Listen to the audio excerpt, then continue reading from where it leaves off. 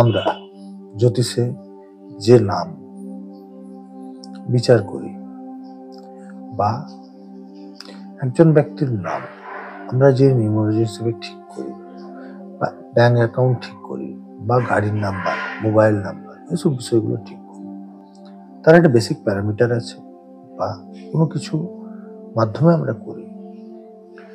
সাধারণ চিন্তাধারাতে বিভিন্ন জন বিভিন্ন রকম করে বা বিভিন্ন পদ্ধতি অবলম্বন করে, কিন্তু যদি কোনো ব্যক্তির নাম কোনো প্ল্যানেট নির্দেশিত হয়, কুণ্ডলিতে যদি সেই প্ল্যানেট খারাপ থাকে বা কোনো প্ল্যানেট খারাপ রেজাল্ট যদি দেয়, সেই ব্যক্তির নাম যদি সেই প্ল্যানেটের মধ্যে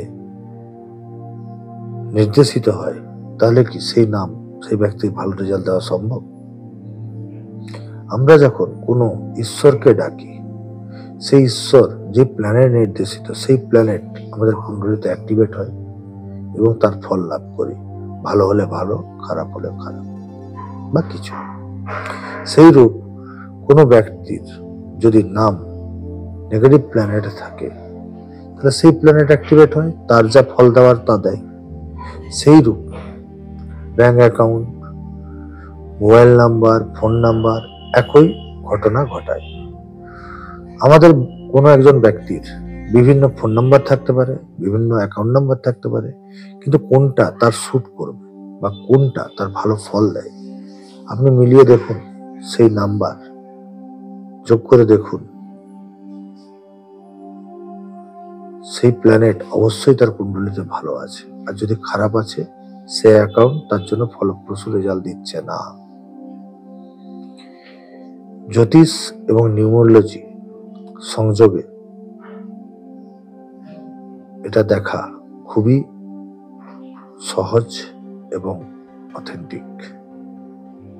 এক্ষেত্রে অ্যাস্ট্রোনিউমারোলজি বা অ্যাস্ট্রোনেম নিউমারোলজি অথেন্টিক ভূমিকা পালন করে।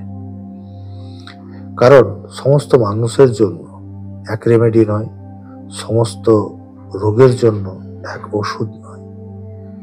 মানুষ ভেদে কুণ্ডলী পরিবর্তন হয়, আর কুণ্ডলী ভেদে রেমেডি পরিবর্তন হয়।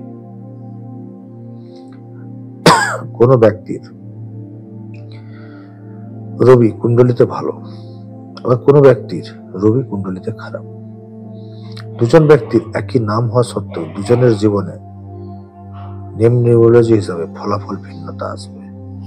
আবার কোনো ব্যক্তির নাম শুক্রের, শুক্র বোঝায় ঐশ্বর্য, ধন, সম্পত্তি, বৈভব, কিন্তু কারো কুণ্ডলিতে শুক্র খারাপ, তাহলে যখন যখন তার নাম অ্যাক্টিভেশন হবে বা কেউ নাম ডাকবে, তখন কুণ্ডলীর শুক্র অ্যাক্টিভেশন হবে, তাহলে শুক্র খারাপ রেজাল্ট দেবে। সেই শুক্র যেটা দেওয়ার সেই ফল দেবে।